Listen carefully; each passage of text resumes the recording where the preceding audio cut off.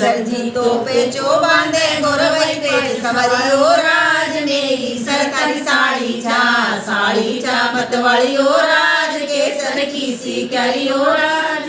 जय श्री कृष्ण दोस्तों, आज के इस वीडियो में गणगौर पूजन के बारे में बताऊंगी। गणगौर पूजन कैसे किया जाता है, ये कितने दिनों तक होता है और गणगौर पूजन के क्या क्या नियम होते हैं और उसमें क्या क्या सामग्री लगती है।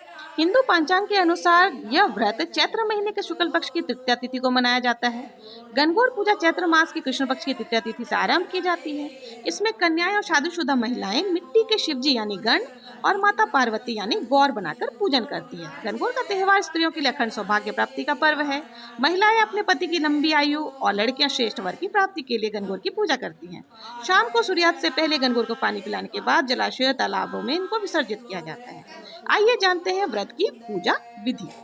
सबसे पहले भूमि पर गोबर और मिट्टी का चौका लगाकर धूप ज्वारा पाटे पर बिछा करके धूप लाते हुए भी गीत गाना होता है और पाटे पर गणगौर माता और ईश्वर जी को स्थापित करना होता है। और सामने की दीवार पर 16 टिक्की लगाई जाती है। 16 टिक्की लगाने के लिए हमें काजल, मेहंदी और रोली चाहिए होता है। और साथ ही एक पात्र में हमें कौड़ी, एक सुपारी, हल्दी की गांठ और एक चांदी का छल्ला और एक चांदी का सिक्का रखना होता है। चांदी का नहीं हो तो कोई भी सिक्का चलेगा। उसके बाद फिर हमें छोटी उंगली से जोड़ा बनाना पड़ता है। कुंवारी लड़कियां कुंवारी लड़कियों के साथ जोड़ा बनाती हैं, शादीशुदा महिलाएं शादीशुदा महिलाओं के साथ जोड़ा बनाती है। अगर कोई प्रेग्नेंट औरत है तो उससे प्रेग्नेंट औरत के साथ ही जोड़ा बनाना होता है। अगर कोई दूसरा प्रेग्नेंट नहीं है तो वो नारियल रख करके भी पूजा कर सकती है। फिर हम पूछते हुए गाते हैं गोर गोर गोमती।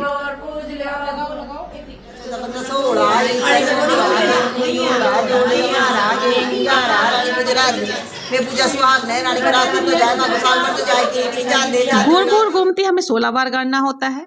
उसके बाद जिस पात्र में हमने कौड़ी, हल्दी की गांठ आदि रखी थी उसको लेकर के हमें ओड़ा कोड़ा करना होता है और फिर पाटा धोना होता है। पाटा धोते हुए हम गाते हैं पाटा दो वीरा की बान पाटा दो। जिसमें ईश्वर गौरा जी स्थापित रहते हैं उसी पाटे को हमें धोना होता है। पाटा धोने के बाद फिर हम लोग एक हाथ का जो दूब है वो माता को चढ़ा देते हैं और एक हाथ में दूब लेकर के हमें आरती करनी होती है।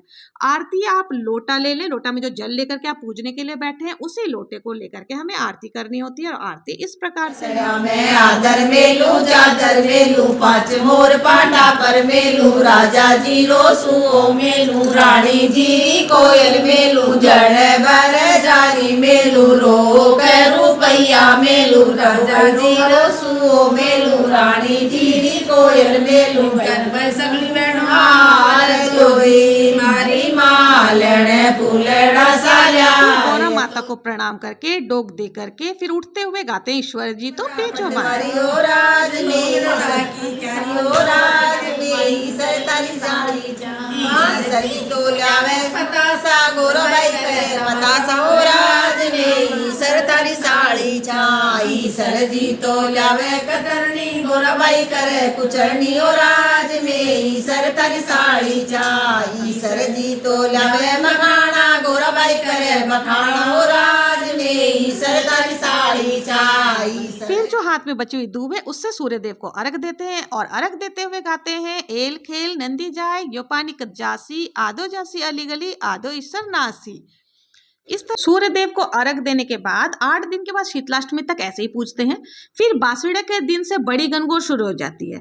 इस दिन सुबह बासीड़ा पूजा जाता है और शाम के सभी औरतें तैयार होकर कुम्हारों के यहाँ चली जाती हैं ईश्वर जी और गौरा जी को लाने के लिए। नाचते गाते ईश्वर जी गौरा जी को लेने के लिए जाते हैं और पूजने वाली औरतें बहुत ही उमंग के साथ में जाती हैं, सब तैयार होकर के। और इसी दिन छोटी छोटी लड़कियों को ईश्वर जी और गणगौर जी का स्वरूप बनाया जाता है और बैंड बाजा के साथ में कुम्हारों के यहाँ लेकर के जाते हैं और गीत गाते हुए जाते हैं।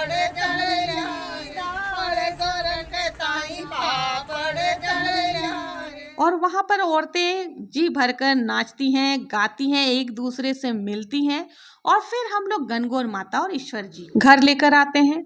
साथ ही हम लोग ईश्वर गौरा, माली मालिन, कानी राम, चांद सूरज, ब्राह्मण ब्राह्मणी ऐसे 8 जोड़े लेकर आते हैं और एक कानी राम की मूर्ति लेकर के आते हैं। घर में आने के बाद जो हमने ईश्वर और गौरा जी का स्वरूप बने थे उनकी फेरे कराए जाते हैं। फेरे इस प्रकार तो अब बेटी बाप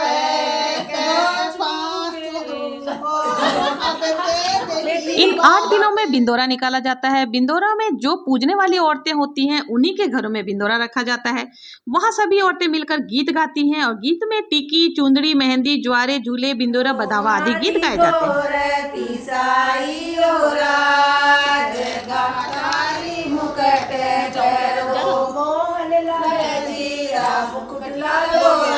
पहले दिन बासेड़ा गणगौर का होता है। उसके बाद में सभी गणगौर पूजने वाले के यहाँ पे बिंदोरा रखा जाता है। सभी औरतें इकट्ठी होकर जिनके यहाँ भी बिंदोरा है वहां जाती है, वहां माता को जिमाते हैं, गीत गाते हैं और फिर एक दीपक जलाकर गेहूं को एक थाली में रख करके उसके ऊपर दीपक प्रज्वलित करके छन्नी से ढक करके लाते हैं। ये चुंदरी के गीत।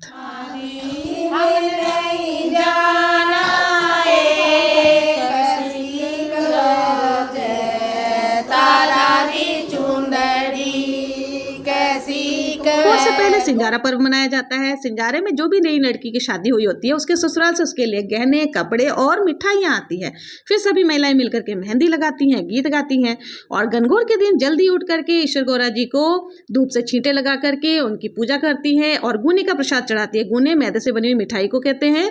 और फिर ईश्वर गौरा जी को कथा सुनती है। कथा सुनने के बाद सारी पूजा अर्चना करने के बाद गणगौर माता की विदाई का समय आता है। गणगौर माता को जल पिलाकर विदाई करते हैं, जिसके लिए विदाई गीत गाते हुए गणगौर माता को मिष्ठान आदि दहेज के साथ ईश्वर जी के साथ नदी तालाब में विसर्जित किया जाता है।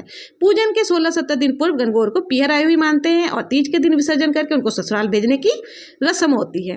इसलिए विसर्जन के बाद स्त्रियां बधावे गीत गाते हुए घर लौटती हैं। इस तरह से गणगौर का पर्व समाप्त होता है। आपको मेरा वीडियो कैसा लगा? अगर पसंद आया हो तो please like, share and subscribe जरूर करें। और आपको अगर गणगौर के गीत चाहिए तो मेरे चैनल पर जाकर के देखें, वहां गणगौर के सारे गीत आपको मिल जाएंगे।